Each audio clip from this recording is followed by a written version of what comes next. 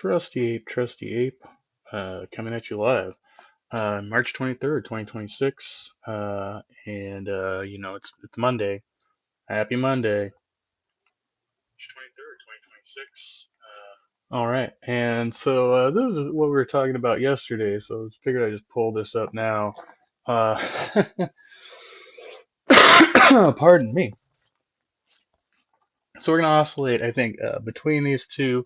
Original content is in the description because I see that anyway. So yeah, these original videos are in the description. Before this, I think JG is critiquing P Mars according to the description here. He has to bring up content. I had this Alexandra Mayer's video or whatever that we were checking out, but he wasn't very interested in that, and so we pick up the conversation here. And then Hillary's just going to jump in. At that point, we'll probably oscillate back between the two streams. You can kind of see what's going on both ends, and then we'll finish up with this conversation and then jump into the conversation that I had over there with those guys for a few minutes. So yeah, that's where we're at. We'll just get right into this video here, and I may speed it up. We'll see. We're starting at regular speed here though. So hope everybody's having a wonderful start to their week. Yeah. I mean, we could talk about the Trinity. That was the only other thing I had freshly on my mind. But yeah. Oh yeah, why do you like to talk about the Trinity? Because I can't make it make sense. Because of the contradictory nature of three beings in one. Right. Did you ever look into the something like the essence energy distinction?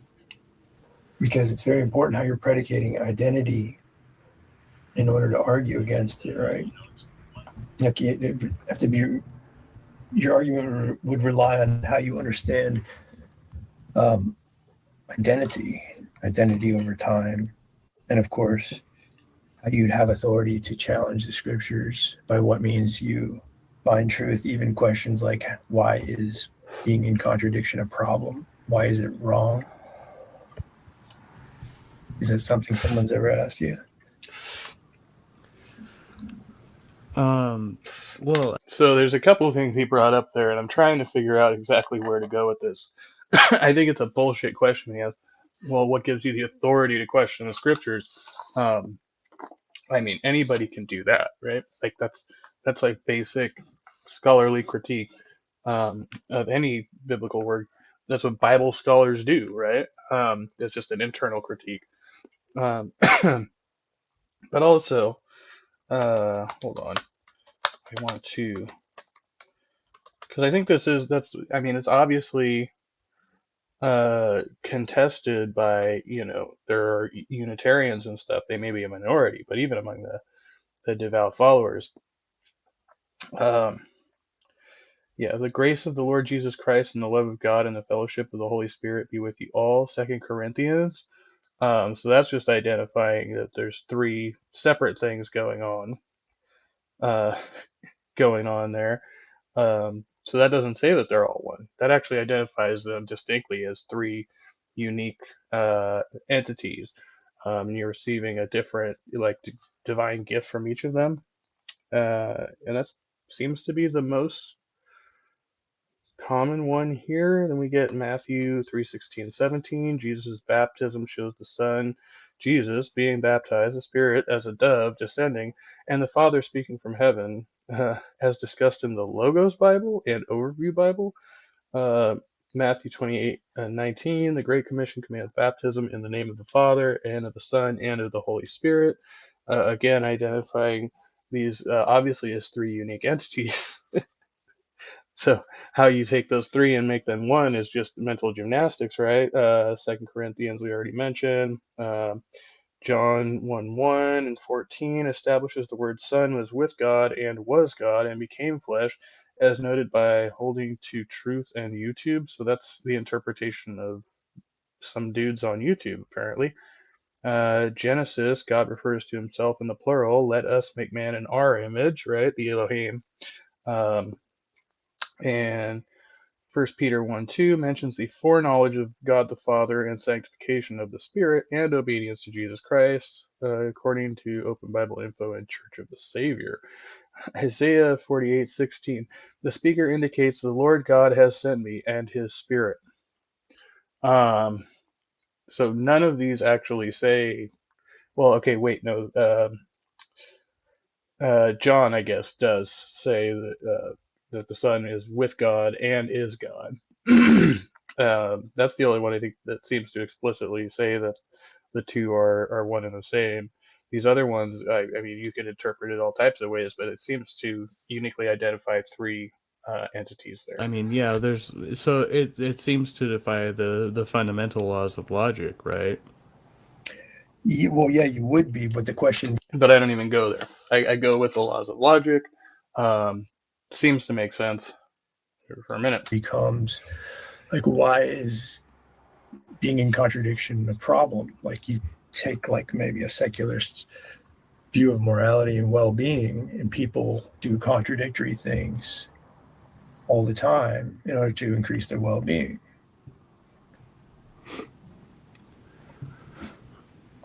Well, yes. I mean, you can do something immoral in order to increase your well-being, but that doesn't make it less immoral. So it's still, I mean, Hold you're on. in Hold on. Let me go back for a second. Let's go back. the fundamental laws of logic, right? Well, yeah, you would be, but the question becomes like, why is being in contradiction a problem? Like, you take like maybe a secularist view of morality and well-being, and people do contradictory things all the time in order to increase their well-being. They do contradictory things all the time in order to increase their well-being.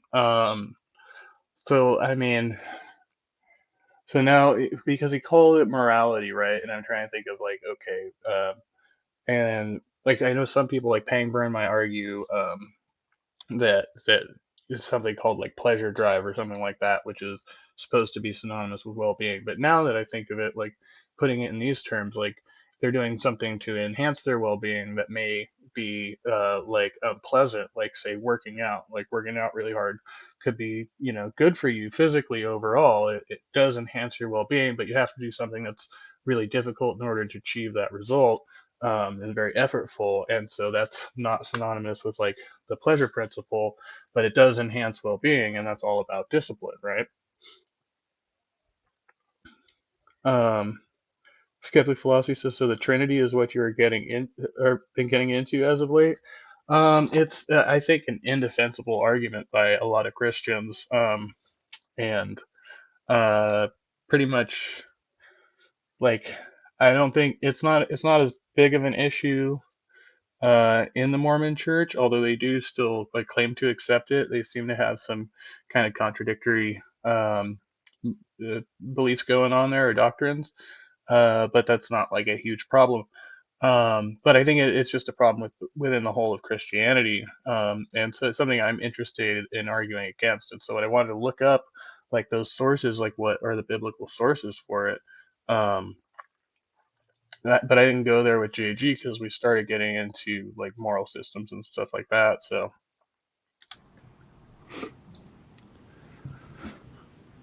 Well, yes. I mean, you can do something immoral in order to increase your well-being, but that doesn't make it less immoral. So it's still, I mean, you're in contradiction with your own moral conceptions, Well, but if that's it's not contradicting the thing in itself. right, but when you say your moral conceptions, if you're pointing out that somebody's being contradictory, I would say that relies on you having an assessment and understanding of what right and wrong are, that you ought not to be contradictory, that it's more than you. no, wait. So we were talking about we were talking about things contradicting the laws of logic. Now, one can doing something again like illogical doesn't necessarily make it contrary in essence, right? Like, but you can't violate the laws of logic. So that's a different. I mean, you can hold ideas in violation of the laws of logic, but you yourself cannot violate the laws of logic. It just wouldn't work. You would be at odds with reality. Just getting them to agree with you that they But we're ought not not really to here be to critique the whole contradictory. argument. And I would ask what you rely on in order to make that, other than it's a subjective preference. Well, I rely upon the principle of non-harm. So I mean, when taken down to the So this is going to be one point. I'm going to keep saying non-harm. JG is going to use non-aggression. I think there might be a little subtle nuance difference in the way we're using this, but we just roll with it. So foundation, it's that I think that the correct moral choice is that which causes no harm or the least possible amount of harm. That's that sort of a anarchist, voluntarist, libertarian, non-aggression principle. Is that a term you're familiar with, the NAP? Yeah, sure. I mean, I'm trying to think of how anarchism would necessarily. yeah, so I'm calling it like the non-harm principle, or which they call harm principle. Yeah, and so the AI overview agrees with me that they differ primarily in their scope and focus. Non-aggression principle prohibits the initiation of physical force against persons or property, whereas the harm principle focuses on preventing damaging consequences to others. So,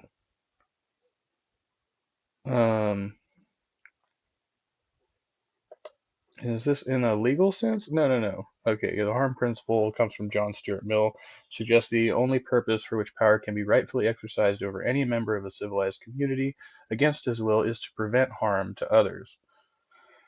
So yeah, like the laws that we have in place,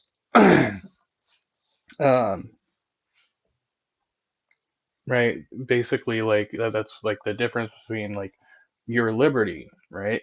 You have the liberty to do X, Y, and Z. Well, anything that is prohibited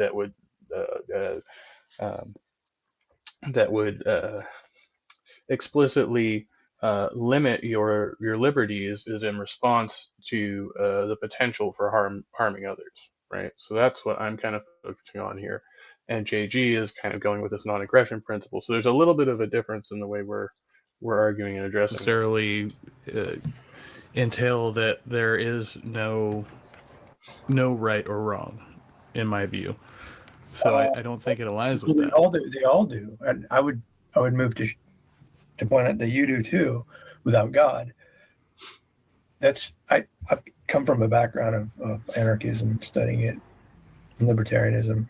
I thought they had some great ideas. The non-aggression principle spoke to me as well. But when it comes down to it, anarchism is not very well understood, I think, for most people, like as a moral philosophy, right? Like, anarchism is, essentially against the authority of governments, right? So, and a lot of people now, like these, like demilitarized people, abolish the police, all that shit, right? They don't say that there wouldn't be like some other structure that would come to replace that. They basically say that like people are capable of policing themselves, and we don't need the authority of the state to enforce these rules, right? Like we have the rules in place, so it's more like a mob rule almost, in a way, which is kind of just the way that policing starts, and then essentially these people are going to like organize communities to start civilian police forces, which is the same starting block that you use to get police, right? And then they're going to be regulated by the government because the government's in charge of, yeah. So, but in theory, you would still have like some way of enforcing specific laws or social norms or whatever, so that people aren't just, literally just, robbing and killing each other all the time. all you have is an agreement based on an arbitrary idea of harm not being good, right? Well, yeah, ideally non-harm, but like I said, with the least amount of harm, I think is the best we can realistically do. So let's say with minimal harm. But still, the principle itself is subjective and it relies on agreements, which moves into an appeal to popularity, right? To move it forward, or at least an agreement with your interlocutor. I think we can like scientifically, objectively identify what causes physical and psychological harm to people, right? And maybe even further extensions of that into like harming somebody's reputation. I guess that would be a form of harm as well, right? So yeah, no, I think we can objectively quantify those types of instances when they occur. Start. Well, yeah, I mean, I think we can have an objective view of what harm is, and Oh, I then we did can say that. have varying degrees based on those subjective sense of what causes me harm. Like somebody could call me the N word. I'm not going to be harmed by it, but another person might have a different perspective on that. That's But kind of the either problem. way, it's Actually, that's kind of the problem you've kind of located is there's no end to that, in fact. Because I can say this is where that goes. Let me lead you down that path. I can say your presence is causing me harm and I'm justified because I'm locating harm and I don't have to necessarily express it. And the elimination of you will alleviate that harm, therefore creating less harm. It gets into those ideas that can't actually be blocked by the theory itself because it's completely subjective. right. Yeah, and I think we do have to have a shared sense of what is reasonable for a person to expect as far as safety and security, right?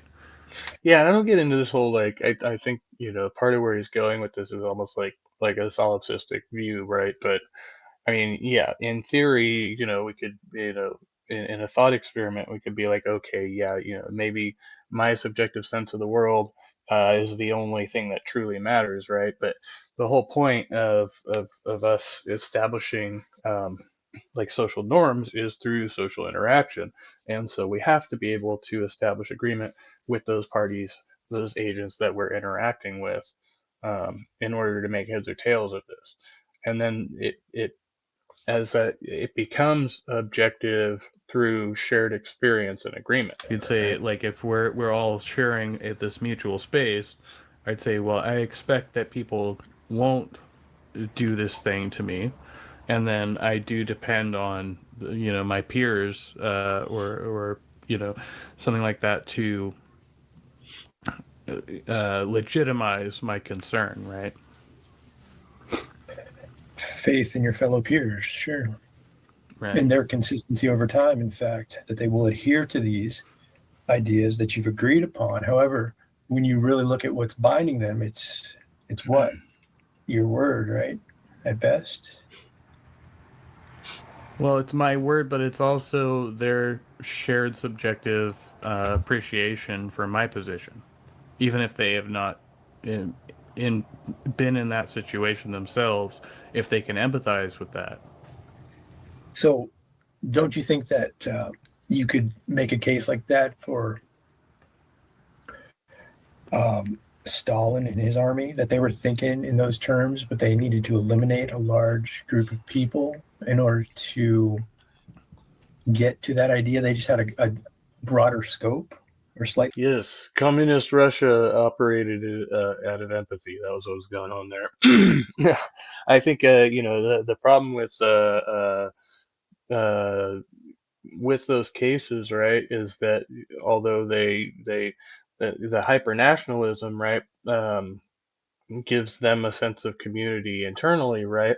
But it doesn't map out with the rest of the world, which is why the whole world's going to war, right?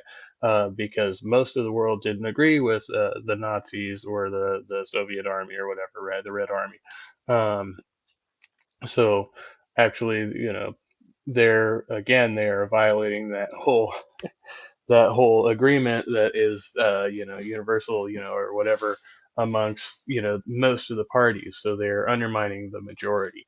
Um, so yeah, and for very different reasons. And the Italian fascists did as well. Different variation of what you're talking about, but that meant they had to take out a certain group of people, in fact, tens of millions, in order to see this bigger picture of well-being and less suffering over time. No, I don't think. I think that undermines the principle in itself. If you say the principle is non-harm, you say, well, these people are causing me harm, and the only way that I can alleviate of that is to eliminate for those people. Well, then you're causing a further harm. Well, how So do I you think stop the theory from being expansive, saying that they have a theory over time, all the millions and tens of millions of harm that they're going to cause now are going to be effectively less harm over time. If they have built a theory, you can sort of disagree with the theory, but it's still a theory that they have about harm that they can implement into their moral system, right? And then when you try to refute the different I think the other thing that I don't really go into here is that the fact that for those people, right, like if they view their adversaries as like non-human or subhuman or whatever, um, then they are not in fact causing a broader harm in the same sense. In by their own logic. Now, I'm not saying that's true, but if you use their logic, to them, yeah, they're doing it for the greater good, and these killings aren't for the sake of harm. They're merely incidental, right? And if you are able to sufficiently dehumanize a person or a group of people that way, that's how you fall into this kind of trap. But really, it's like a post hoc rationalization of what you already decided to do. And so your again, ability to empathize has been diminished or completely done away with, right? aspects of their theory itself. Well, you have a right and wrong. You have to have a right and wrong in place in order to do that informationally, which you're saying would just be an agreement, and all they really have to do is disagree with you, and you can't really overcome that. I mean, I suppose that's true in a certain sense, but it doesn't seem to agree with the universal nature. Wait a So sec. if we Right have there. us as a species, Right there. Right there. Universal nature. There you go. And tell me more about this. Yes. well, the universal nature of the principle would be that it would apply to all of of our category of things. That's That's a human. huge epistemological claim, though, right? Like you're bringing in this knowledge claim about a universality of a moral that's what present in the human race itself. No, I mean it's implied.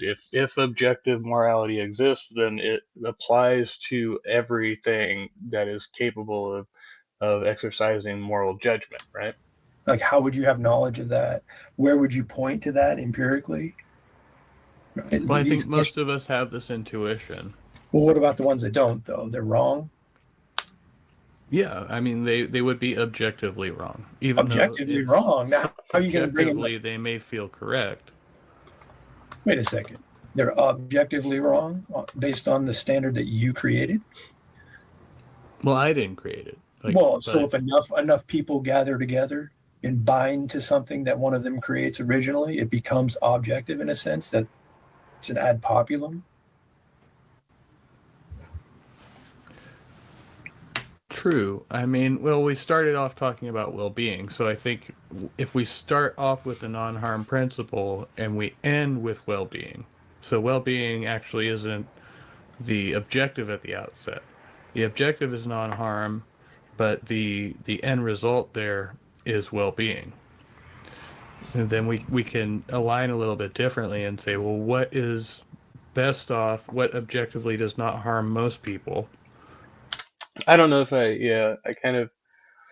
think I'm trying to get him from there to there, but I don't know if it's a cogent argument. Like I would have to um I'd have to reconstruct it like syllogistically or whatever, I think, to say like if if we optimize for the least possible harm, then all beings have a better standard of living.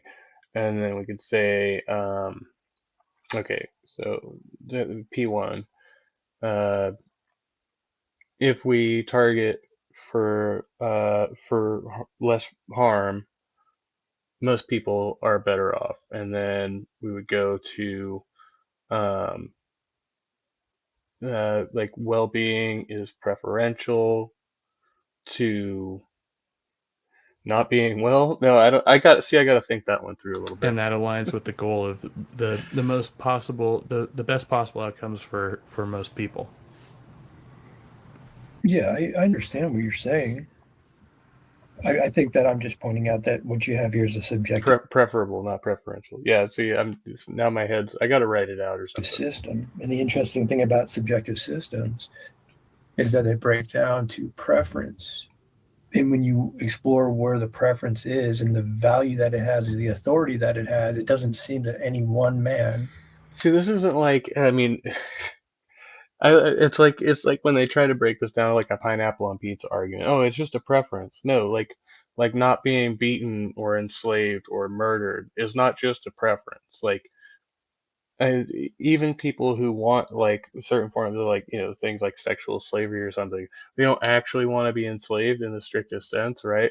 There's still a an aspect of consent to that type of activity, and once the consent and the mutual understanding of what boundaries are gone, then it ceases to be an activity that people prefer. Like people don't actually want to be enslaved. Like that is objectively true. Has any more preference authority than another, and that's what you're talking about here is like building some sort of agreement. It's similar to what politics do, like pragmatism. They don't really have the fundamental questions answered or the philosophies intact. They just get a mob appeal or democracy and decide, oh, we're going to do it this way because this is what most people feel. But that's ultimately based off of feelings and what seems to be the case and what seems to be. Ahoy, Hillary Samuels. Good to see you. Yeah, we're gonna get to your stream as well. Once you get in here, we're gonna oscillate. It's gonna be fun. It should be good. I think you'll appreciate this. Popular.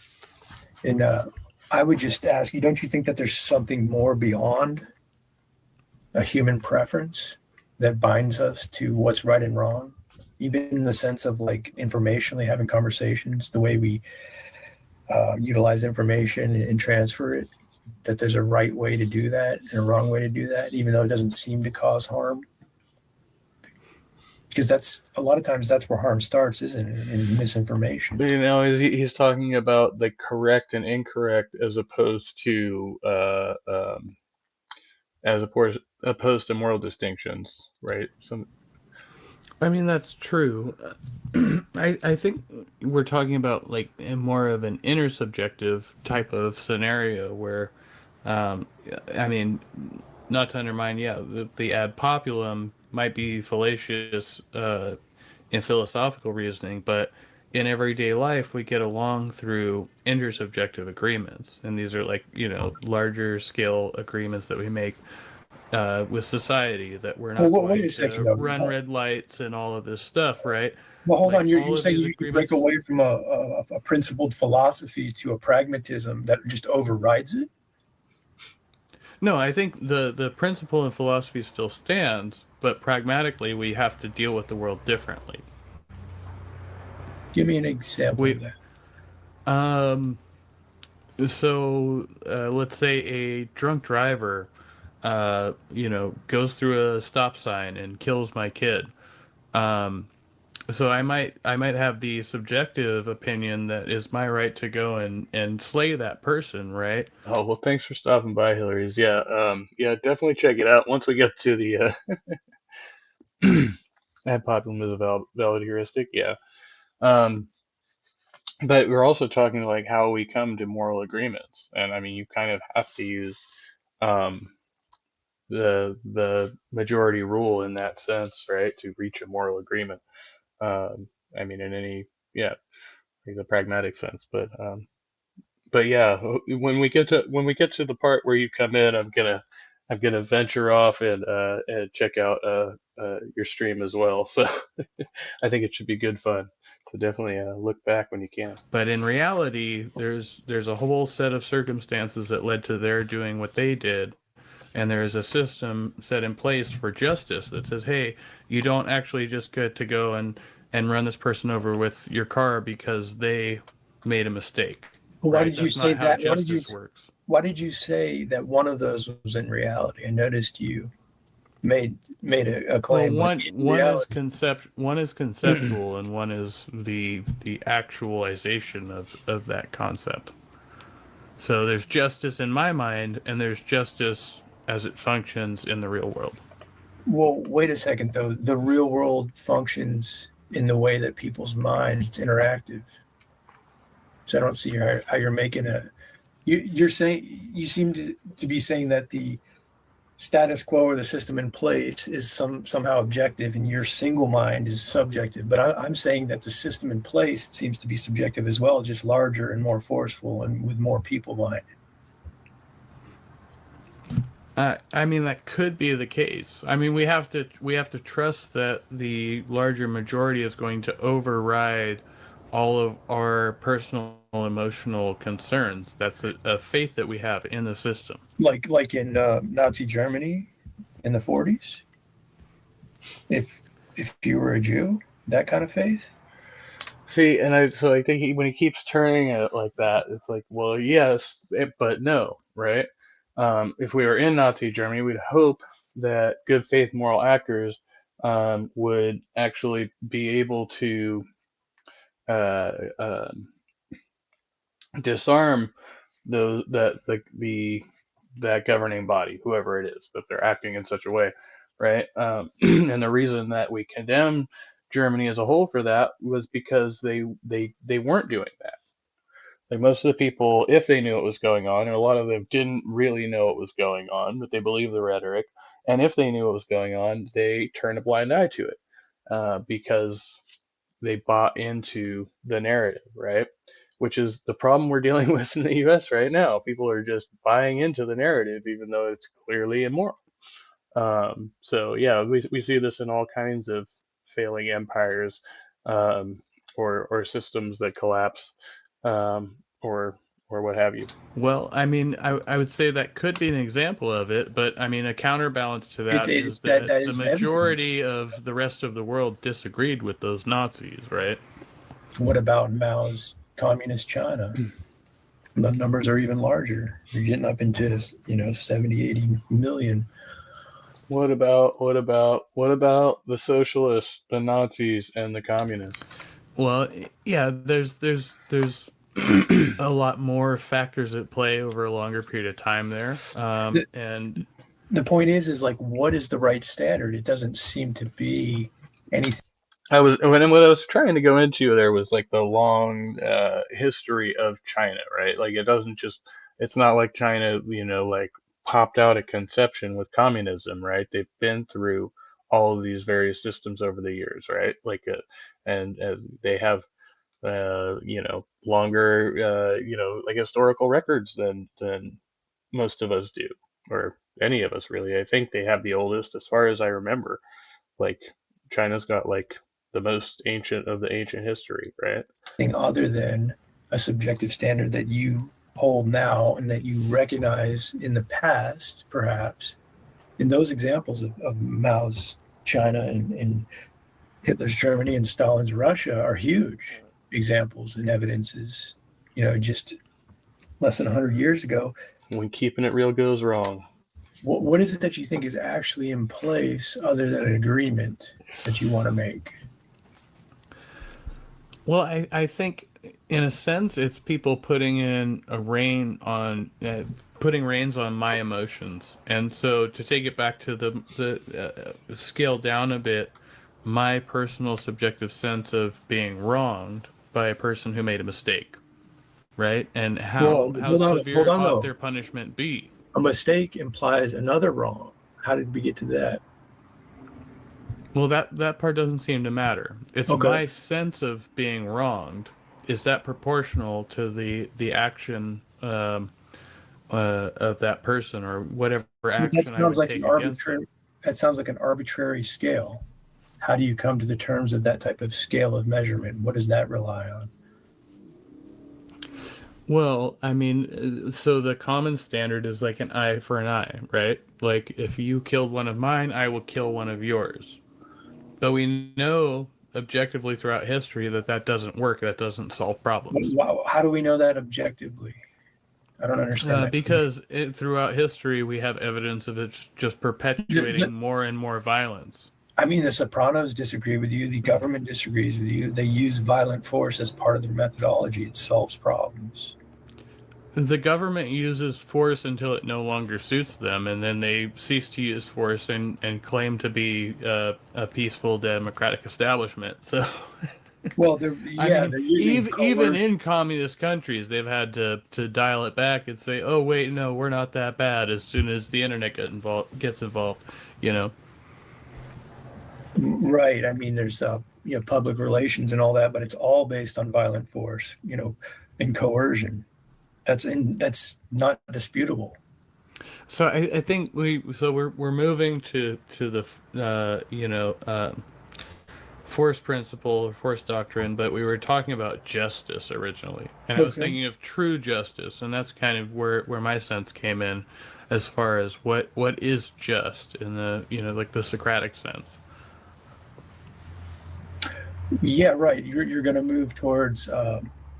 Well, I think all you have established so far is just a certain feeling and emotion coming from certain people in different time periods, right? That's what you have thus far. Well, no, I'm Socratic actually going with the justice. opposite. I'm saying that many of our intuitions about what justice is subjectively are wrong.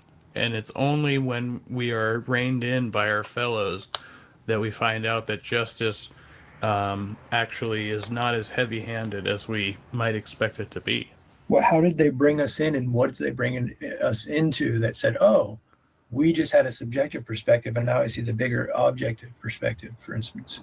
Because if we ask most people, if this person has an accident and they kill my kin, should I be allowed to then kill them in turn?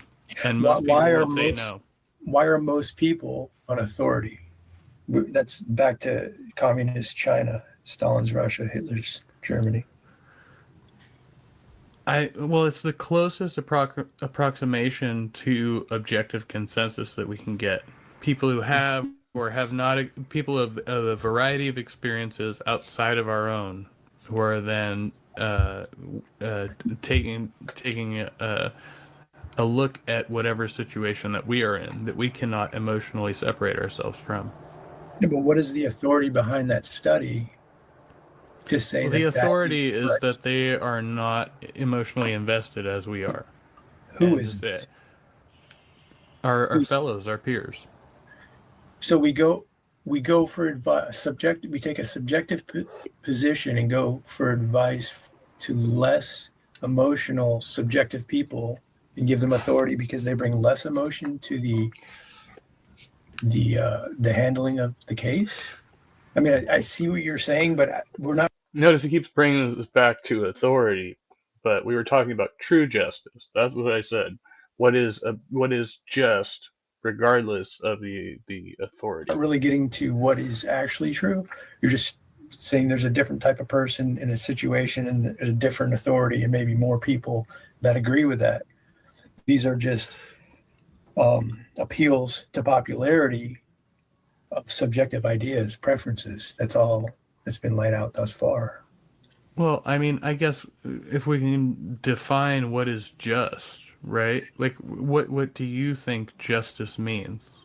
Well, I come from a biblical perspective, so I'm going to go with a different sense of justice than just appealing to history or appealing to the current times or appealing to the masses. So I'm going to go to the idea that justice starts with the truth. Truth starts with God. So justice starts with truth. Truth starts with God. So oh my goodness. All right. Yeah, I can't make heads or tails of that one. I feel like there's some fallacious reasoning going on, but I can't specifically identify what it is. But yeah, okay. I asked him to define justice. He says he has a different definition of justice, then fails to actually define justice. He just says that justice is based in truth, and truth is based in God. Going to biblical scriptures specifically on justice, perhaps to look into Smoke from his gears grinding Solomon. together. David. I like look at Proverbs, stuff like that, to find answers. Okay. For myself, I feel that justice should be an unbiased and fair judgment of the facts without relating to the emotional state of those people involved. That's how I see justice. So I think I'm when I'm appealing to facts there, I mean the same thing that JG means by truth, I suppose, right? But it's it's also relying on other parties to objectively reason through a situation that we normally would lose our objective faculties in, right? Because we know that we're emotional creatures, and that's just what's going to happen when shit happens to us, right? Yeah, that sounds good. I don't disagree with most of that. I do, however, challenge the same ideas. Like what is that other than an anecdotal presentation of how you currently feel about the matter? Is there any? He keeps wanting to try to get me to give examples, and yeah, on the spot, I was not doing great with that. I mean, I think I went to the drunk driver a couple times. We could say, well, hey, the drunk driver, shouldn't have drank and got behind the wheel, but a lot of the times if you're drunk, you don't have anybody looking after you. You lose that faculty of making good decisions, and so that happens, right? And then. So it's like, does that person deserve to lose their life for that, or will they learn and change and become a better person? Are we able to rehabilitate that? Binding that to authority, that's bringing it. Binding that to reality, that's bringing it any authority. What's bringing it authority? Yeah, other than just you're a guy saying that right now. I mean, I think that is how we tend to hold justice colloquially. Like, most people don't think of biblical justice when they think about... You're on an island with 10 people. Maybe. They realize they got to eat one of you, and they voted to you, and you're like, well... And now he moves on to, like, cannibalism under the extremist conditions, which is maybe a completely different, thing. This is more like a trolley problem, like, kill one for to save the many or something like that. So that's a different variation on that. That's not strictly speaking justice. That's like basic economics and shit, but you are definitely playing with moral questions. Oh, Daniel Berry Sports Highlights. Good to see you. Happy Monday. Thanks for coming in. Yeah. This goes on for a little bit. So, yeah, it was a fun conversation, though. I do like having these dialogues. I wish I could, like, prepare for a topic, because we didn't have the topic prepared. I just pulled the Trinity out of my bung, and then we started talking about morality and justice, and we're kind of thrashing about here, as one does. That's justice in its purest sense. I can't argue with you guys. I don't want you to eat me, but, Well, I mean, that might be, in a sense, pragmatism, but that's not justice. I mean, justice holds a particular weight in my you can make a case about how it's just or unjust if you really think about that easily, right? Well, no. Having a justification or being justified is different from justice being served. Is something they're also you deserve to have. Those are also closely related, though. I'm saying in a situation where you're being wronged. Yeah, I do want to harken back to this, because I mentioned Socratic justice, and there was a reason for it. And so Yeah, Socratic justice, as explored in Plato's Republic, AI Overview, defines justice as a harmonious state where each part of the solar city fulfills its proper function under the guidance of wisdom. It emphasizes justice as an intrinsic psychological virtue, a healthy soul, rather than merely an external instrumental rule. So, key aspects of Socratic justice. For some reason, I guess, give me internal order. Justice is the health, beauty, and well being of the soul, while injustice is disease and weakness. And mind your own business. Socrates suggests justice involves each individual performing their specific role, the one they are naturally and best suited for, without interfering with others. And once again, going back to that principle of non-harm, or harm principle, as some people call it, which is the opposite. It's the not harm principle, but they say harm principle because I guess there's less words involved or something. Or bullied or ganged up on, it's pretty easy to bring up the idea of justice. It comes into play whether it's mentioned outright or not. Like you're saying, this is an injustice. You guys can't just eat me because you voted me, right? I mean, what's your justification for that? That's what I'm getting at with you. Like, that's what I would say to them. Like, how are you justified in saying anybody is right in doing anything? Where do you get rights so from? your example actually brings it back to my initial principle, which was that Okay. the least amount or non-harm, total non-harm, or the least amount of harm is the main principle. And if we can avoid that at any cost, we should. Yeah, that sounds pretty good. But when asked what's binding that to reality, other than what you're coming up with, The golden rule. It comes the back down to golden the rule golden is rule. bound to reality. How? It's bound to reality in that if I would not want it to be done to me, I would not wish it upon another. It's bound to reality in that statement, or the actual sentiment, or the consistency of feeling that way, or the The non-violation of sentiment it. or in the sentiment of it. What about the violation of it, but still carrying it? What about, being a hypocrite with the rule itself, but still wanting others to adhere to it? Because that happens all the time, doesn't it?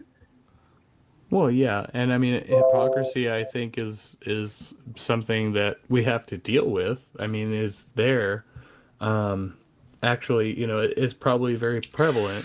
It's also a matter of, I don't think we get into this, right, but there's like conflicting desires because sometimes people um, will do harmful things, whether inadvertently or intentionally, because they believe that it will increase their well-being, and maybe it does temporarily increase their sense of pleasure, right? And so there can be a conflict there between true well-being and the drive for pleasure, the drive for personal gratification, right? That's a defect. That's a bug, not a feature of the mind, right? But I don't think that should dissuade us from attempting to keep the rule.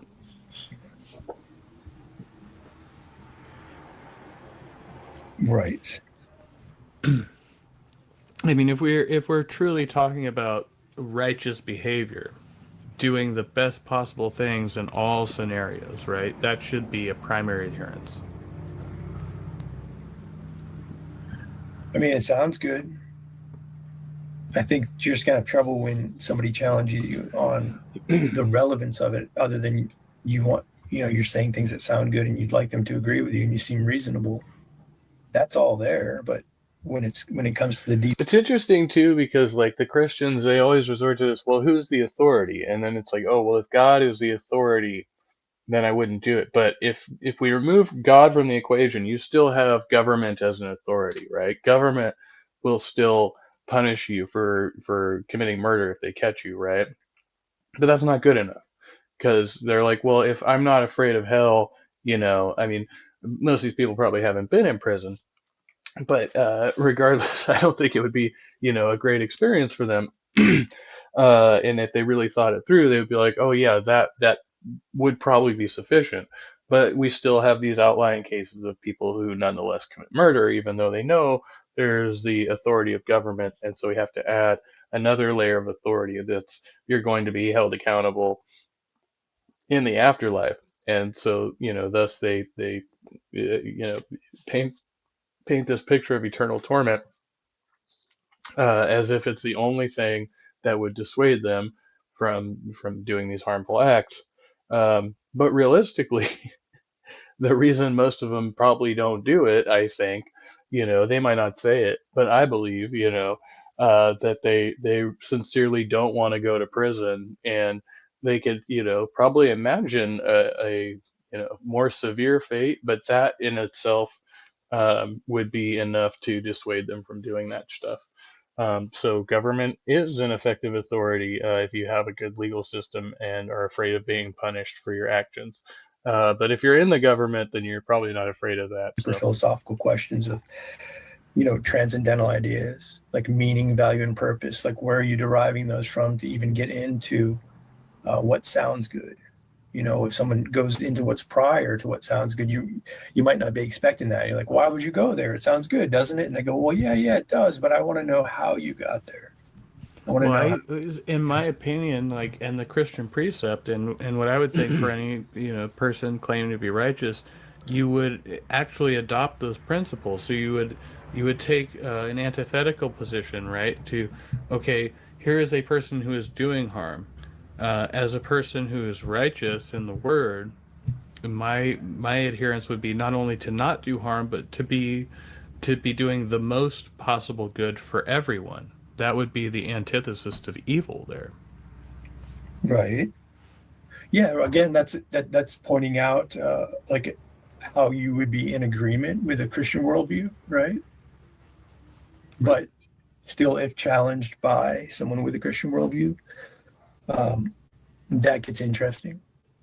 Like, what you're actually validating or justifying, that which seems to merge with Christianity, how you're getting there. That's always on the table. I think it's up for discussion. It's the nature of philosophy and theology, right? Absolutely. Not that we, yeah, I mean, because I've been talking about that with other people lately too. I'm like, I'll agree with you, but I want you to know, even in agreeing with you, I can fall back or go back to how you got there, because there's all sorts of things we agree on, but it's worth exploring how we got there, because how being in agreement on something with very different reasons behind how you got there could lead to a very different long-term outcome. Wouldn't you agree? Yes.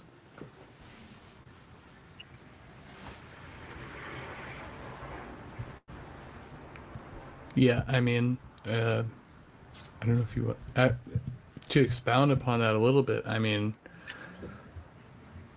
it doesn't seem to matter so much how you get to the conclusion if you arrive at the correct conclusion. But in order to educate other people, that might be a more difficult endeavor, right?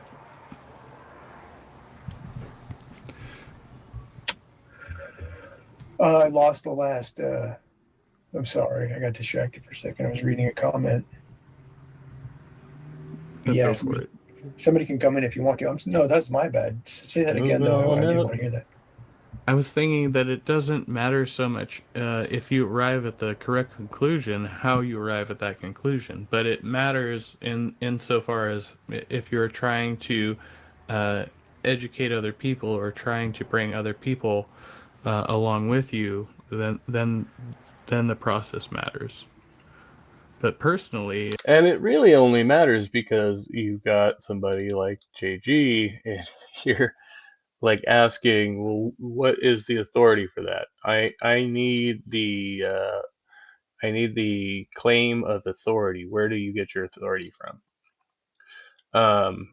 And you really, like, that comes from religious fundamentalism, I think. So I think that moves us away from that area of inquiry, like, most often, if you sit down and critically examine it. But yeah, we're coming on to the part here. So. it doesn't really matter how you arrive Why there as would long as why you get to do the you? right conclusion. I mean, what makes you say that? It's like, it makes me think of algebra. Like, yeah, I came up with the number 4, and like, well, that's the right answer. And you're like, yeah, it doesn't even matter. You know what I mean? And like, well, no, it actually does. Well, as long as you can get the right answer, it doesn't matter. But if you want other people to get the right answer, then it does.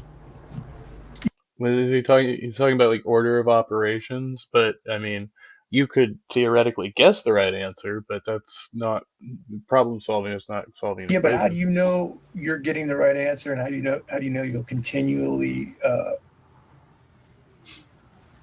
continue to get the right answer? That sounds like just chance, that you're just rolling the dice and going, "Oh, that seems right. That's cool." I'm not going to reflect on how or why that's right. Yeah, I mean, I think if you have one formula and it works for you, you would just keep using that formula, and that's kind of a matter of faith. Until you arrive at a point where it doesn't work for you anymore, and then you have to reevaluate what you're doing, right? Well, I think your philosophy is pragmatism. Yeah, I would agree with that. Yeah. Well, I mean, pragmatism is like, it tends to be the enemy of Christian worldview. In fact, because it skips all the a priori commitments, the meaning, the value, and the purpose for life itself into, well, we're just here, we're queer, let's move forward type of thing. Well, you have the flip side of that, though. The other side of the Christian worldview that is not pragmatic says, well, if it doesn't work for us, we're just going to keep using it and hope that things work themselves out, right? And then how long does that go on? Yeah, what do you speak of there? Like an extreme example would be like the faction. Sorry, I skipped a few words there. The faction that says like God hates fags. How does that work out for Oh, you? the You know? Westboro Baptist. Hey, chatty blogger, good to see you. Good to see you, Mikey. Uh, I'm doing okay. Spending a little time here reviewing reviewing last week's was chicanery. Is that the right use of that word? I'm gonna have to look that one up now. But yeah, we're having some fun. Fun stuff is happening.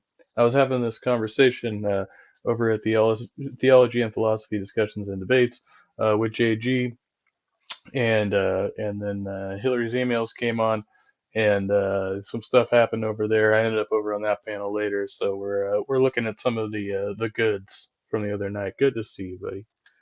Church. Yeah, yeah. Wow, yeah, that's extreme. Yeah, at the funerals, and wow, it's too much. Yeah, Well, and no, they're even like, doing the same thing to U.S. war veterans, so they really hold no quarter.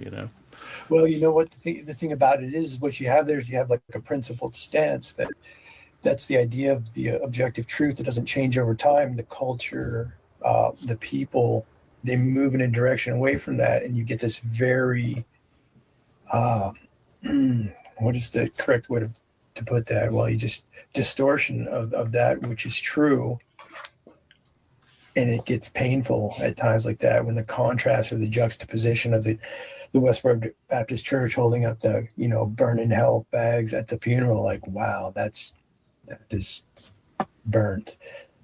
But this is from the teachings of Paul, right? Right. That the Christian worldview adheres to. So as we see time move on, does that change the way that we should adhere to the scriptures? The Christian worldview says no. Your argument becomes like we've been discussing the whole time, getting into ethics and whatever you want to bring in, non-aggression principle, which is it's always Again, I said not harm or harm principle. He keeps saying non-aggression principle. So yep, a little bit of a. But anyway, we keep it going. Anyway. to the ethical perspective. It doesn't really seem like you're making a case, except that, well, that's how you feel, and you can get people to agree with you, and it sounds pretty good. That becomes the problem. Is you're saying, "Oh, I've arrived here. I don't know how, though." We want to know how, or Christians still want to know how, for instance. Well, I mean, I can give a cogent answer for how, right? It's just not the answer that you want to hear. And so I think that's a big problem there. And whenever he's asking for authority, and I'm kind of like trying to in a roundabout way say, why do you need an authority?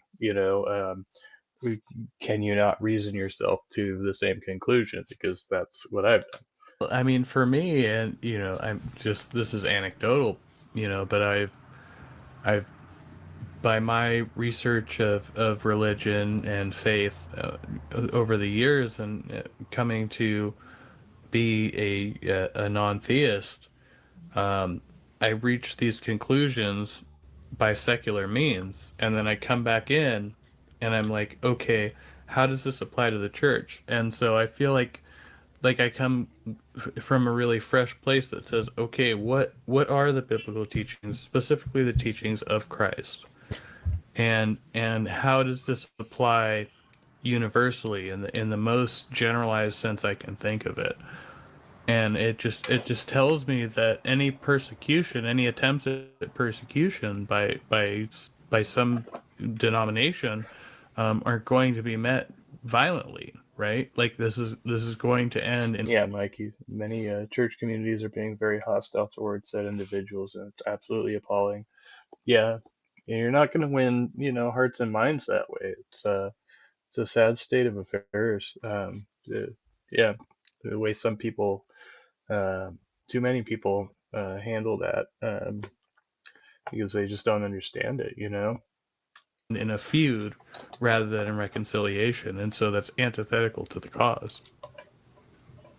Well, you said you came from secular means back to the church, something along those lines, and then you said that flippantly, and I'm thinking, what that's what I want to know about. What does that mean? You came. Yeah, I mean, I think what I'm trying to say there is that even carrying, a secular, moralistic view, I still apply those same standards even as a member of the church.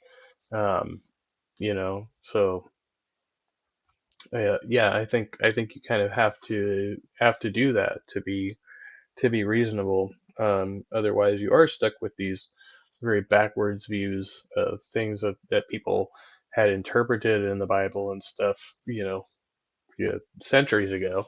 And it's only reasonable to say, hey, maybe that dude was actually wrong, right?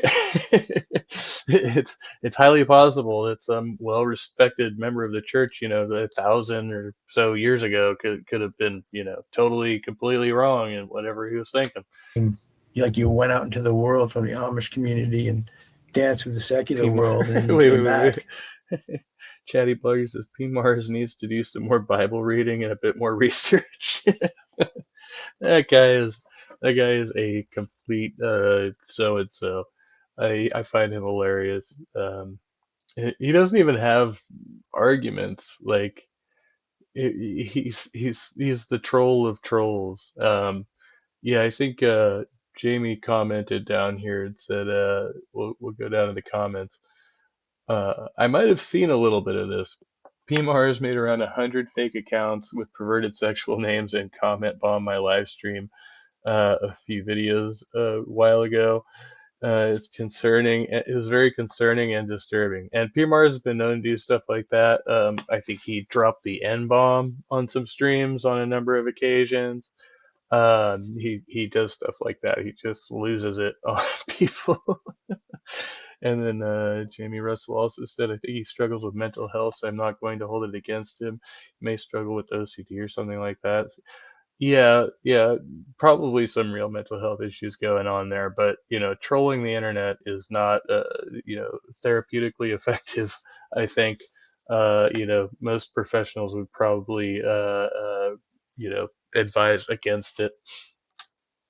But what is binding by your experience to the secular world is what I'm continually driving at, I would say, in the conversation, other than personal experience, observation, sense data, which is quite literally feeling, like tactile data, for instance, what seems to be the case in your experience, subjective experience. What else are you bringing in from that secular experience, or however you termed it?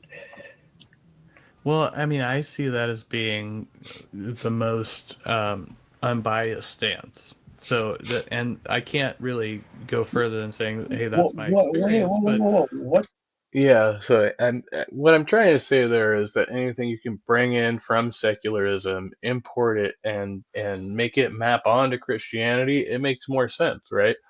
Because you can't force anything from Christianity that's disagreeable to non-believers or people of other faiths, right? And then say, no, no, you must believe this way. It's just not going to work that way. You have to appeal to whatever will apply universally to everybody, and then whatever that other belief is, if it's implied there, you would have to bring that in after you get them to agree to this, very basic principle. And so through the harm principle, we could just say that murder is obviously wrong, right? Because not only you have to commit a certain level of harm to the person who's being killed. If you're ending their life, you could do that in the most painless way possible, but you're still ending their life, presumably without consent. In that case, and then that also applies to whoever their family or loved ones were. I mean, you could theorize some hypothetical person that has, absolutely nobody in the world who cares about them, but I think we're going to be hard pressed to actually, find that living specimen. Most, living beings that are conscious and have this experience have some connection to some other living being. Just inherent in the things that we are. So I don't think it does too much, justice to use that in a different sense. Too much, it doesn't do us justice to try to contemplate the idea that this person completely devoid of connection to another being actually exists, right? What stance? Not being tied to or affiliated to a sect or denomination of. Oh, thank you, Mikey. I try, I give it my all. I don't always do the most intelligent things, but sometimes you know, uh, yeah, I do all right. Of believers. Why do you think secularism is not tied to different dogmatic ideas? Oh, I'm not claiming that it's not, but I'm saying that it is independent of the church or teachings within the church or any particular faith. Why is that non-biased? It's not completely unbiased, but I think it removes a degree of bias that would be implicit there. The assumed bias, by the way, implies all sorts of things too. That you have the right understanding on some level to say, oh, that is biased in the wrong direction or too far leaning to the right. How do you have these knowledges? Just personal deconstruction.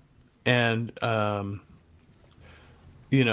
mean, most people in my life would probably say that I'm leaning left in that sense. I'm leaning liberal. And I don't really have a problem with that. But the thing is that I outwardly rejected teachings from the church, teachings from religious belief, and I still arrived at those conclusions, which seem to align with many of the believers that I talk to. Yeah, I'm listening to you. I think it's just assumed here that there's a right way is what if the overview of this whole conversation, in most conversations, in fact. Yeah, that most of us arrive at similar conclusions regardless of our traditions and our origins, right?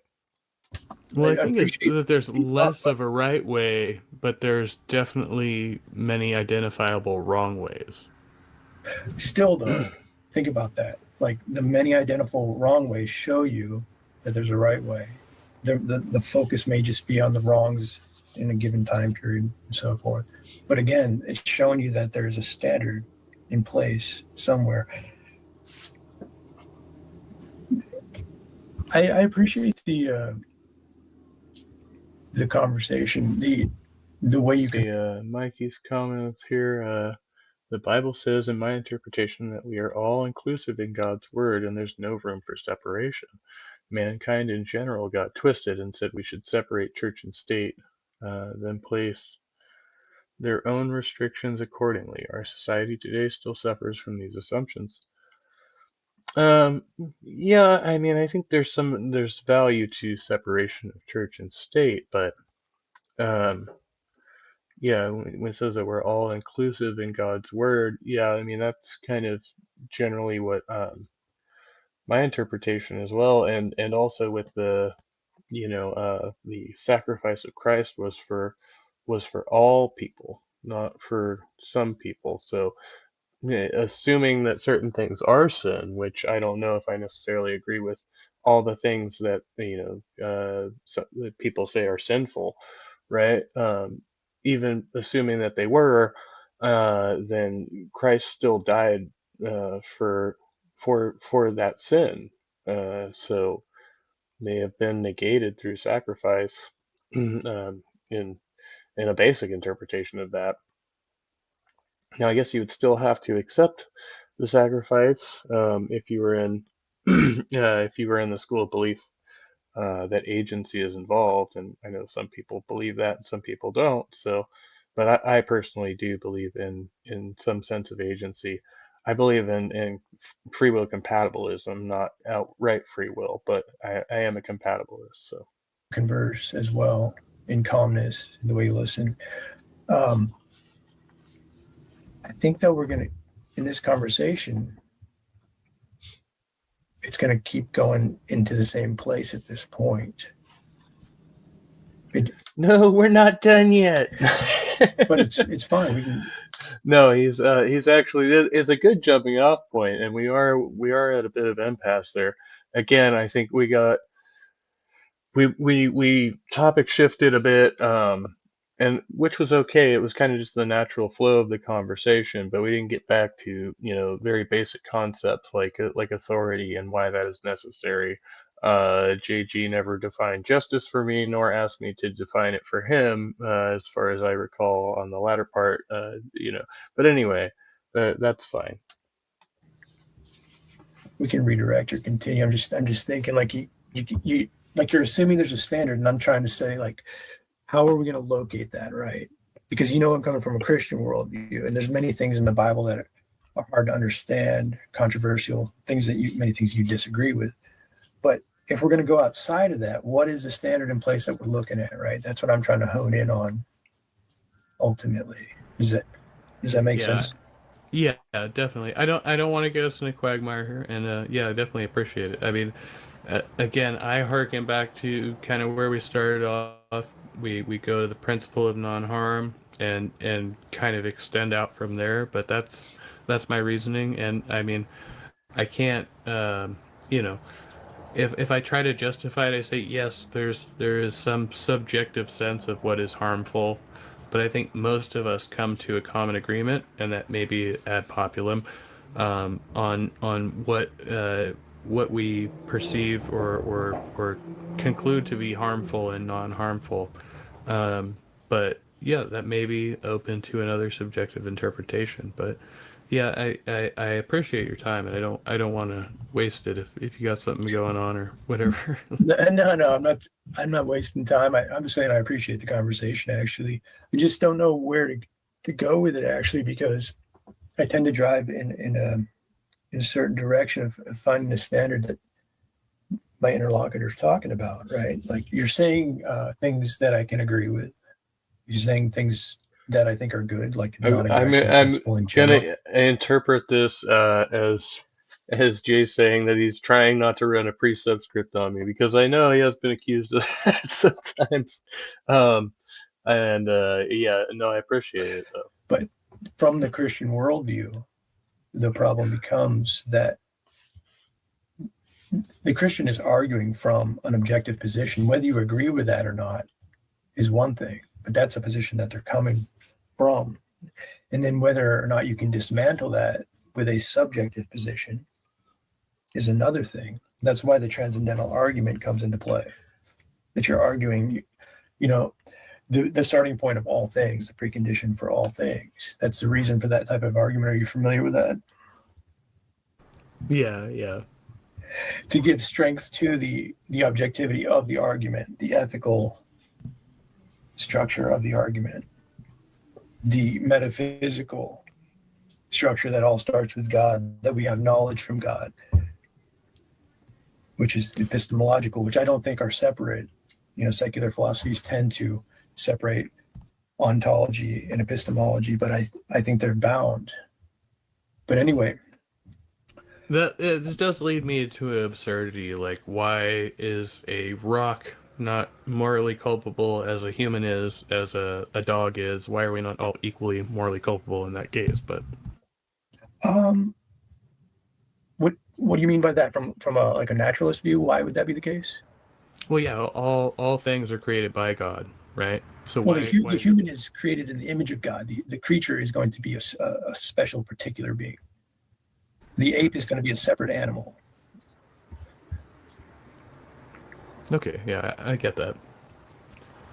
I don't believe it, but I get Right. it. Again, there's many things you would dispute with the Christian worldview. If an ape hits me in the head with a rock, who's responsible? And getting into scriptures and all that, and I don't typically do that with good reason, because I'm saying, even though you don't agree that the Christian worldview is an objective position, or the transcendental argument is valid, if that was the case, if you were making an argument, what stands to reason is that a Christian argument from the transcendental argument is a valid argument. If you want to challenge the soundness, if you want to challenge the objectivity of the Christian worldview, and so forth and so on, coming from a subjective standpoint, an autonomous argument, it's going to be very problematic, because you can't account for all these things you assumed, all these transcendental categories, for instance.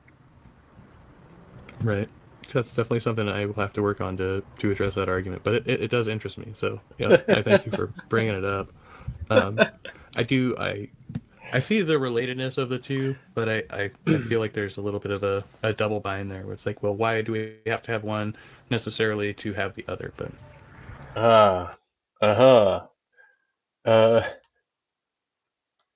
Okay, and now we'll go back here. Gosh, it's been a minute. We have arrived. Let's see if this works. Try to just Okay,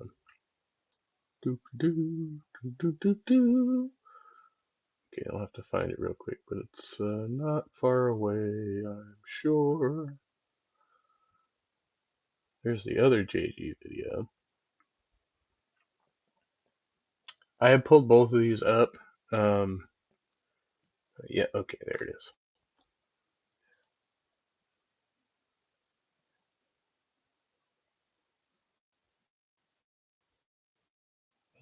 Go back to the beginning now. Don't spoil it. That was the case if you were making an argument. What stands to reason is that a Christian argument from the transcendental argument is a valid argument. If you want to challenge the soundness, if you want to challenge the objectivity of the Christian worldview, and so forth and so on, coming from a subjective standpoint and an autonomous argument, it's going to be very problematic, because you can't account for these things you assume. All these transcendental categories, man. We'll check the comments here. Oh wait, we saw JG is close to the line. I don't know what crossing it looks like. And Mikey says free will does not allow. Free will does allow for compatibility, yes, but it can also lead some to forcefully push ideals that may not be accepted by others. Yeah, I mean, I could see that. So hello to Hillary. Crossing said lines could lead to violence, maybe over other disputable locales and so on. We need to have more open minds before more problems come. Yeah. I think so. People need to be able to talk through things. But obviously, we're not great at that historically. Hopefully we're making progress over time, but it sounds cool sometimes. Be like, oh yeah, they put their head on a pike and displayed it outside the castle. But in reality, we don't really want to see too much more of that. We've had a lot of that throughout history. It's not great. Last time I checked, animals and humans all have souls. To me, a brain and heart signifies life. Yeah, I mean, I even think that about plants, right? Like all living things I would think would have a soul, but maybe they're just not having the same sensory experience. Like if I was to believe the soul, and I tend to think that like all living things are connected. Then we have like unliving things, and like we're all kind of made of the same material at some level. So it's weird to think about all that type of stuff. Oh no, we just read that one. Hillary said JG is such a fraud. He claims a Christian worldview, but in reality, he curses Jesus and is among the 1% least Christians that I have known. Uh, I haven't heard him curse Jesus specifically, but yeah, no, I think these guys they get ruined by the the precept apologetics. It just really like messes their brains up. So I do appreciate that he didn't use it in that one. Um, too much. He's going there a little bit, but not too bad. Um, but yeah, you see that with a lot of them, the Wilson and the Jim Bob, and obviously, he who shall not be named in this stream because it's unnecessary. But yeah, all those guys, once they get into it, they're just like they're completely lost in some bullshit. Transcendental categories, for instance.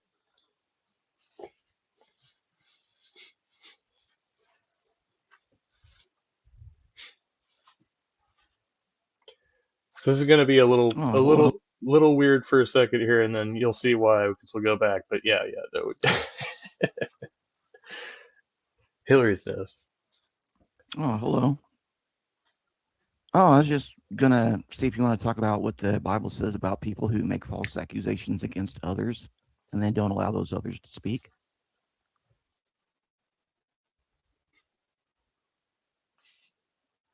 Well, I mean, after all the vitriol that you've been putting out, making false accusations against people, I thought maybe you'd want to, address some of that. But that's only if you have any bravery whatsoever. And clearly, Peter W. has none because he makes all these nonsensical statements, but yet he's hiding behind somebody else's skirts that has me blocked.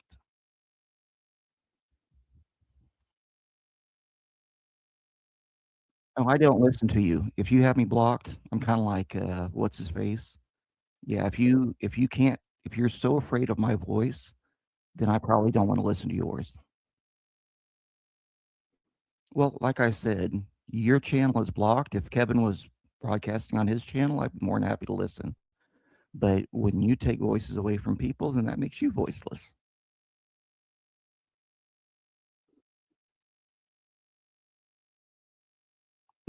No, what I'm doing is telling you. No, I'm answering. What I'm doing is informing everybody that you've had me blocked for weeks. You talk all this nonsense saying, "Oh, I want to have my worldview critiqued." Can anybody come in to talk about Darth Dawkins? But if you hide the very people that are most likely to give you an adequate critique, I better not say adequate. When you hide the people that are most likely to give you the critique that you're claiming that you want, it just shows what a hypocrite and liar you are.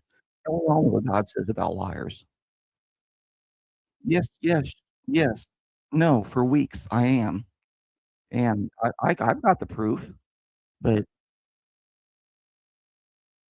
oh, as long as you walk away and play your techno music or you don't answer people and just leave them in the backs, for hours, I'm not gonna sit back there for long periods of time. You're a coward.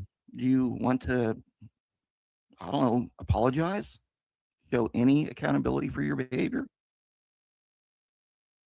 No, I'm giving a factual account, and you're just backpedaling. So do you want to admit the truth, or are you just gonna continue lying? You're lying. I got it. And now Peter W. and everybody else sees you for the liar that you are too.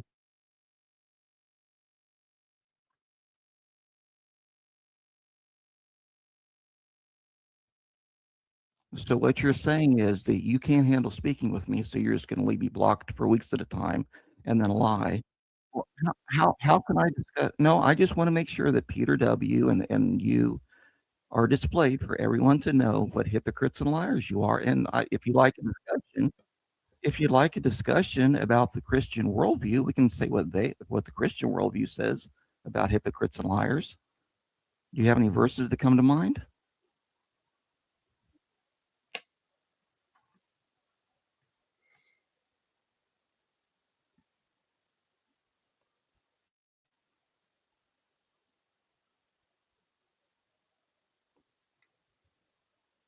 I don't want to. Is that? I don't know whether did he if he kicked you or if you left, Hillary. So I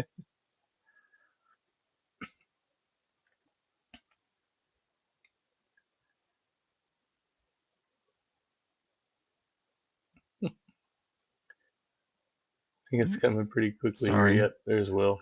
Oh, let me unmute this tab too. I meant to put it all on for everybody to see me sitting in the background forever, but I didn't get everything adjusted quick enough. But man, he kind of tacitly admitted it. He denied it, but yeah, kind of agreed. Yeah, I've been doing it, but I'm just going to keep doing it and not talk about it. He kicked you, yeah. We'll listen to this for a couple minutes. I didn't hear all this. I just went right back into conversation with him. I was like, I don't know what's going on here, but yeah. You guys say something so I'm sure I can hear. Okay, I just didn't want to interrupt while you was flowing. Okay, thank you. Yeah, it's amazing how he crows and crows, but yet doesn't actually want any pushback. I think it's more amazing that he believes people would consent to coming and enduring Darth Dawkins while he critiques everything but Darth Dawkins. Mm-hmm. Because Darth is an asshat. He is one of the most despicable people to argue with because he's completely dishonest and he knows it. And it's all about his ego. I'm sorry, go ahead. No, I'm sorry. I thought quite possibly, Mikey. But that's his idol. He idolizes Darth and wants to be just like him. Look at all of his broadcasts, the books that he reads and the scripts that he runs. They're all mini Darths.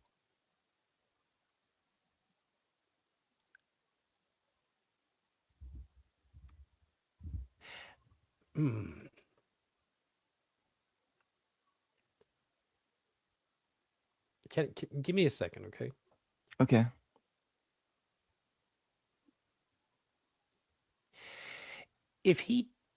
How did he come from that conversation yesterday with Cerberus to this conversation with Kevin today?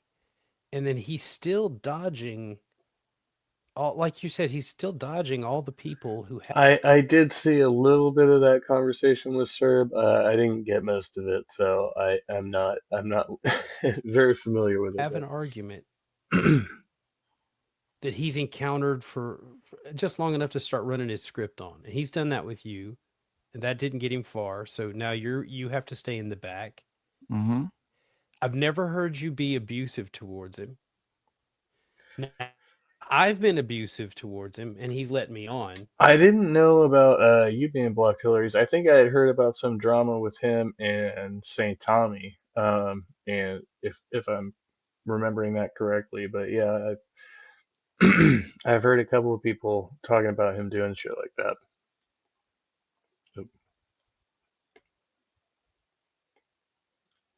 Recently. But that's because he doesn't respect my intelligence. He thinks I don't know about that. I really don't think he respects my intelligence. He thinks he's teaching me something about philosophy when we talk. Okay. No, he's always been that way, man. And I don't know, does Jay actually have like bona fides or whatever in philosophy? I don't know. Like he talks like he knows something about it, at least basic. But a lot of us are armchair philosophers out here. Like I don't claim to be educating people most of the time. Unless they're like really obviously wrong in my opinion. But that's just my opinion, man, because I don't have the credentials. It's just amazing, but yeah, he doesn't have any continuity of consciousness. Like from one moment to the next, he just keeps returning back to that script. He's just like an AI, and he keeps resetting back to his original program, which is divine. What's up, Tog? Yeah, says he is thick in the pre-sub game for sure. Yeah, like molasses. Good to see you, bud. I'm blocking his side chat as well. No shit. Oh man, when, when did all this happen? You guys were just having, chats like a week ago, right? Command theory, it's this way because I say it is, It's and I'm not NPC allowed facts. script. Mhm. He's an NPC character that only has a limited script, and he can't be corrected or made That's fucking funny. That was great. to expand his script or his like he lacks critical thinking. Mm-hmm. He's dishonest because his goal first is to be faithful to the club.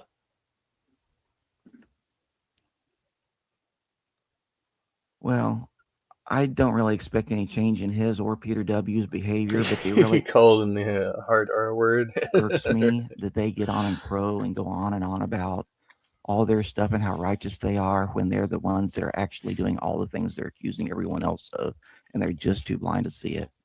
When your hero's Darth Dawkins, what the fuck do you expect? I mean, he mainlines like 8 or 9 fucking episodes of Tom Rabbit, just highlighting Darth Dawkins' idiocy, and he's rooting for Darth. He thinks that Darth is the intelligent person there. I can't fathom, even as a Christian, when I heard Darth talk, I'm like, this guy's an asshole. Yeah. The way he attacks like teenage girls that are Christians and just like shits all over them. JG was reviewing him talking to Ozymandias, and I remember Ozzy from back in the day, and Ozzy really, even though he denies it, he is a nice guy, but you cannot be nice to Darth. Darth looks at that as weakness. You can't be cordial. I mean, you just have to come right out and be like, You gotta be like subservient, submissive in a certain way, like because I end up having a good conversation with him. I even had to mute him a couple times, and he still came back and actually was like he wanted to go on with it. You just have to have that certain demeanor that you're like, okay, yeah, I'm gonna let you run your script, and all that good shit. Um, but yeah, you can just move through things with Darth, and it's fine as long as you're like kind of submissive in that way. look, put up or shut up, motherfucker. Stop talking about it. I'm not saying that you should. I'm saying that you can't.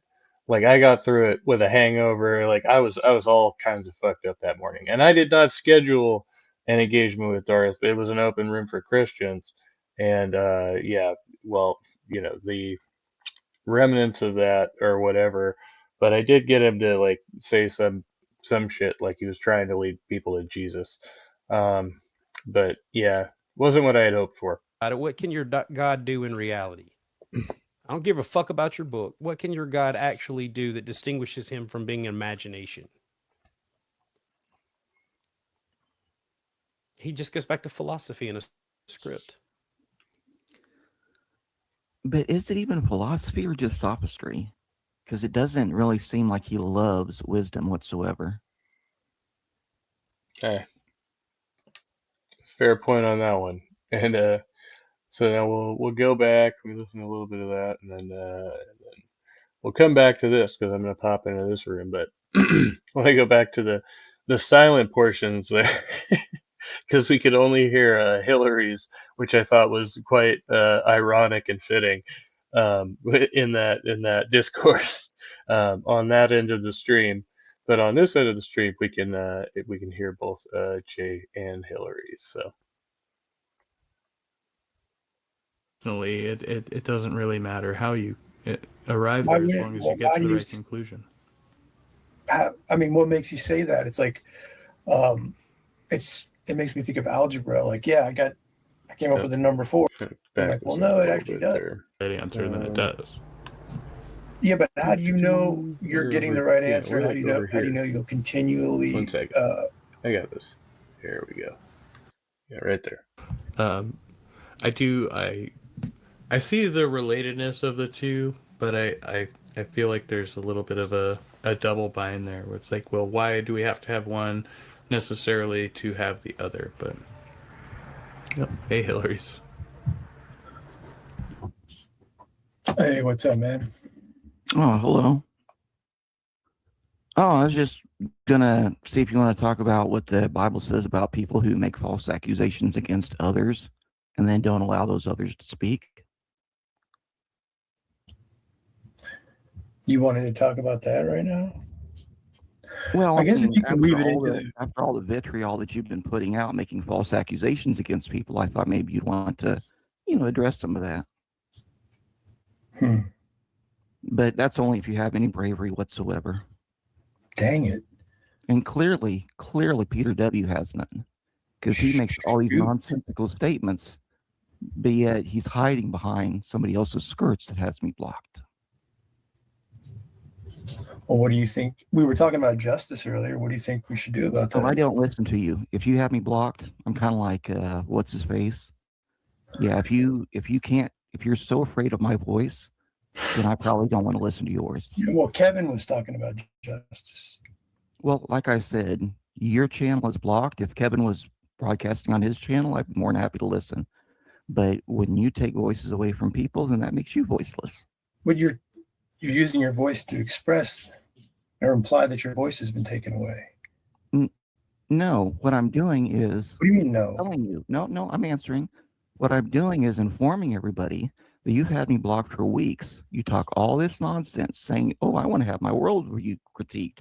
Can anybody come in to talk about Darth Dawkins? But if you hide the very people that are most likely to give you an adequate critique, I better not say adequate. When you hide the people that are most likely to give you the critique that you're claiming that you want, it just shows what a hypocrite and liar you are. Yeah, but you weren't All what blocked. God says about liars. Hey, you weren't blocked on the critique for Darth. What are you talking about? No, for weeks I am. No, I've got the proof. You can always pop in the link. What are you talking about? Oh, as long as you walk away and play your techno music, or you don't answer people and just leave them in the back, for hours. No, I'm saying I'm not going to sit back there. What are you talking about, dude? You're a coward. Do you want to, I don't know, apologize? Show any accountability for your details are off, is what I'm telling you. Like you can always. I'm giving a factual account, and you're just backpedaling. So do you want to admit the truth? I don't agree with your account, is what I'm saying, dude. You're lying. I got it. And now Peter W. and everybody else sees. Okay, we were actually having a pretty good discussion. So do you want to engage in the discussion, or you just want to take off because you're not really adding anything? So what you're saying is that you can't handle speaking with me, so you're just going to leave me blocked for weeks at a time, and then lie. You want to be in the comment section, is what you're saying? How can I discuss? No, I just want to make sure that Peter W. and you are displayed for everyone to know what hypocrites and liars you are. And people care, dude. If you'd like a discussion about the Christian worldview, we can say what the Christian worldview says about hypocrites and liars. Do you have any verses that come to mind? Yeah, I get it, dude. So you want to be in the comment section? Because I guess I would prefer that rather than this, because we were kind of doing a discussion, and you're not really engaging in that. So I'll put you in the comments and then let you go on the live. You want to do that? Okay, I'll just do that. You are in YouTube hell. Check that for you. He's very insistent, that one. YouTube purgatory.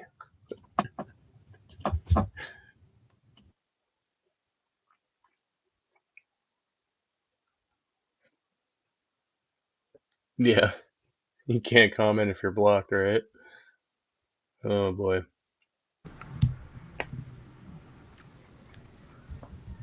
I'm innocent. I don't know what happened there. I don't know either, dude. I feign innocence. I've done no harm. And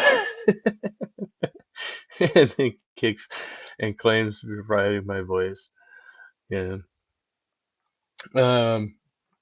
So yeah, well, it's his fucking show. I guess he can do what he wants to, right? But that happened. I just I didn't even know there was a thing, That's why I thought it was funny. So maybe I'll unblock next time. Hardly know him, but I had him blocked for a while because he's saying negative comments. But then he does acknowledge having you blocked for negative comments immediately in the next thing. So all right. I think we've gone as far as we're going for tonight. I'm gonna wrap it up, but much love to everybody. Much love, Hillary's Tog, Chatty Blogger, Mikey Sue's 4.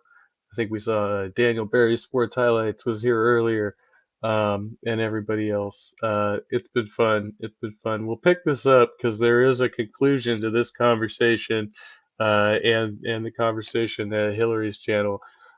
Skeptic Philosophy. Sorry I missed you. Much love to you. And be well, be kind, and be trusty, and all that good stuff. And I'll see you next time. I think I'm doing dinner tomorrow, so maybe like Wednesday. Probably Wednesday, maybe a good day for a stream. So, all right. Be good, everybody. And all that good stuff. Whatever I just said before. I think I already said the thing. Okay. No, I'm just killing time now. I find lying super sexy. Good night.